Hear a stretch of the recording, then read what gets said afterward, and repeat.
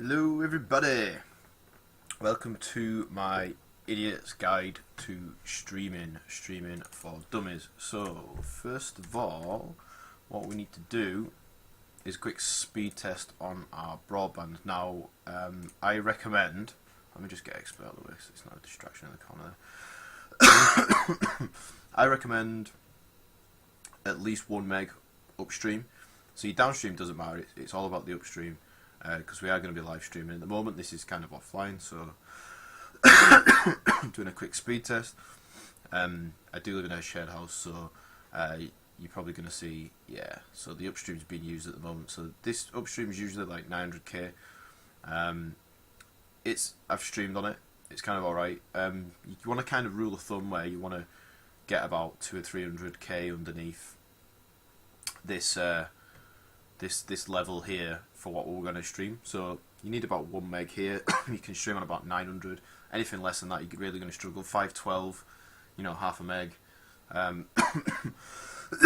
Excuse me, still got a bit of a cough. You are going to struggle to stream. You can try that, but you're going to need to change the resolution with which you stream at. So I'll show you that in a little while. You're going to need this program, Xsplit here.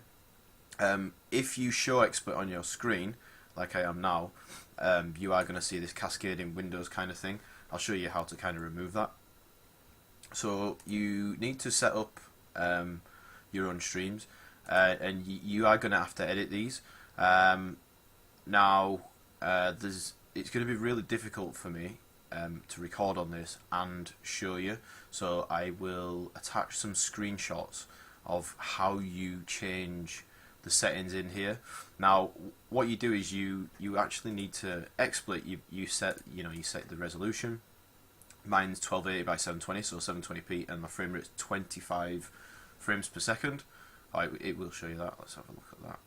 Is it going to show you the resolution? It's not going to show you that. If you have less than this 1 meg, what you can attempt to do is reduce the resolution, and that might make up for the fact that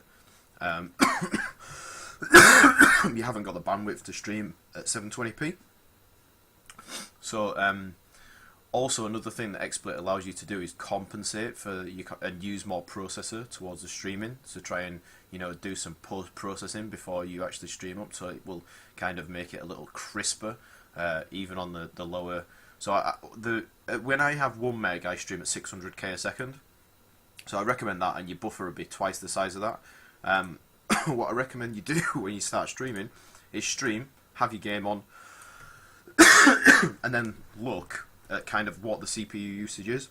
If your CPU usage is low, like mine is right now, you can up the amount that XSplit is used. I'll include some screenshots of this, and basically the slower you make the settings with XSplit within XSplit, the more CPU that you use, and you don't want to get it over about 80%. If you're kind of maxing out, then it's going to affect your streaming. You're going to start skipping and stuff like that. So just bear that in mind when you are doing that. For Dawn of War, which some of you will be streaming, if not quite a lot of you that are watching this video, because I'm going to post it in the Dawn of War forums. What you're going to need to do is you're going to need to put it in windowed mode. So I'm just quickly going to show you that. So go into your games library, and what you can actually do with Dawn of War, I mean, I'm quite lucky, and my monitor allows me to put it in windowed mode at a resolution that's just underneath. So these are the commands I've got. So minus window puts it into window. So what I did is I basically right clicked on Dawn of War, went to properties, set launch options, and just minus window. You can put lots of commands in here. Minus forceactive means that the window's always active, even when you're clicked off it, when you're tabbed into another window, so stuff's still going on in the background, so the game doesn't, if that isn't on, then the game's just not there. And nomovies stops the movies from playing at the beginning. And there's a minus set length and a minus set width, which you can actually force the resolution. If you are going to force the resolution to make it, so I'll show you this. I'll quickly launch Dawn of War. Ooh, no.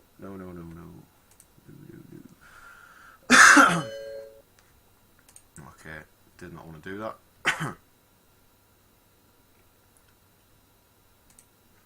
God damn you. So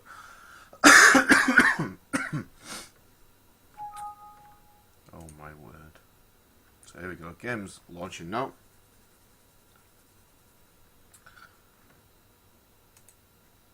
Okay, this is good.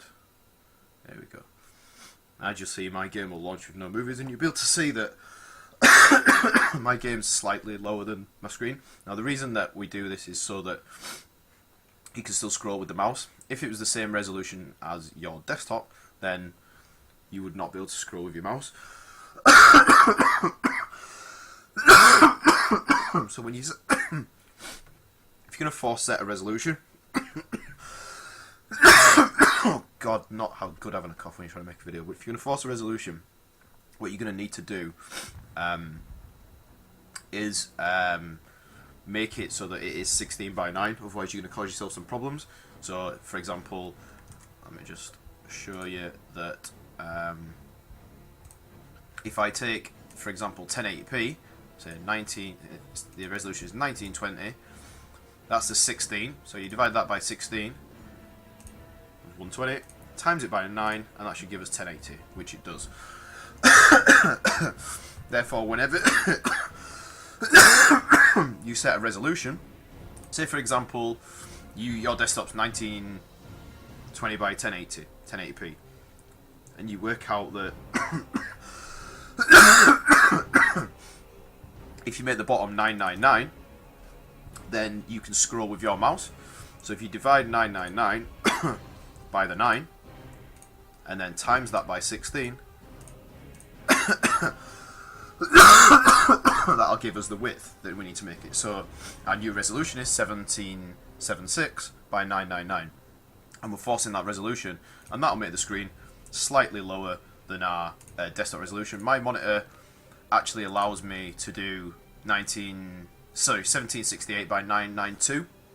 That's one of the options in there, but that's just because my monitor supports that. But yeah, the widescreen resolutions are obviously the ones where, if you're not widescreen, if you're not 16 by 9, you're a different aspect ratio. Just make sure that you do the aspect ratio that your monitor is. Most monitors these days are, you know, if it's widescreen, are 16 by 9. So now I've got the game up at the same time as Xsplit.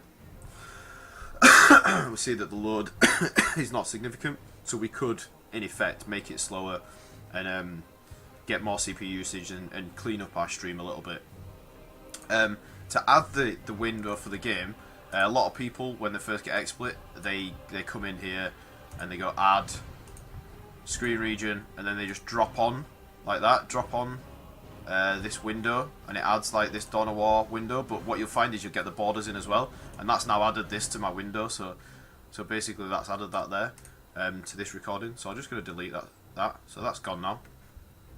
What you actually need to do is you actually go to add screen region, and you actually draw it manually. I don't think it'll show you the drawing of this on here, but you just draw right on the inside of the window.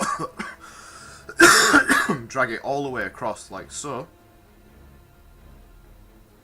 I don't know if it's showing you this or not, and that'll drop that onto it. So now we've got like this Dawn of War window, and then you just basically put it in the top left hand corner and drag it, and then we're just going to be, you know, if I go reduce Xsplit there, reduce this window, you're just going to see my Dawn of War window now, and that's all we want to see.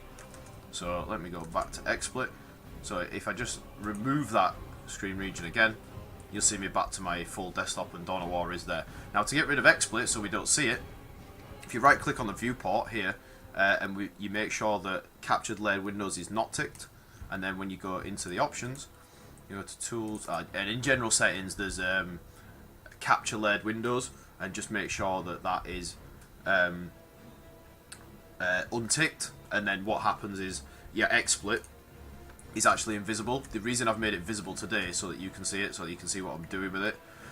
Because that doesn't always work on XP and stuff. It causes XP to crash if you make it a layered window. So just try not to make it a layered window. So you would be somewhere where you make XP.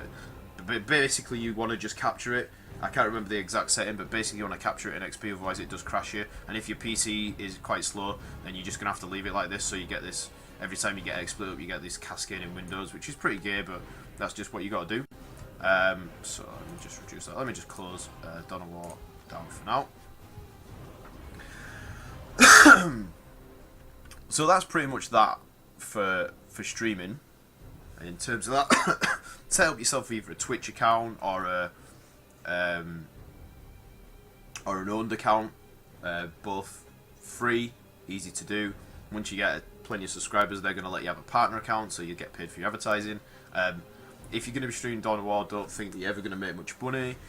When I was getting like 100+ viewers and I was streaming like 5 or 6 times a week, you're making an average of about $30 a month, which is pretty much nothing. But again, I was pumping that back into prize money and stuff, just giving stuff back, because I just did it as a hobby, and well, still am going to be doing it as a hobby. Don't ever think you're going to be like making tons of money out of it, because that's just not what happens. But it is nice to get a little back for the time that you put in, or give a bit of that back to the community, or whatever way you want to do it. If you want to stream something like StarCraft, again, you're going to need to be windowed, but in StarCraft, things are a little bit different.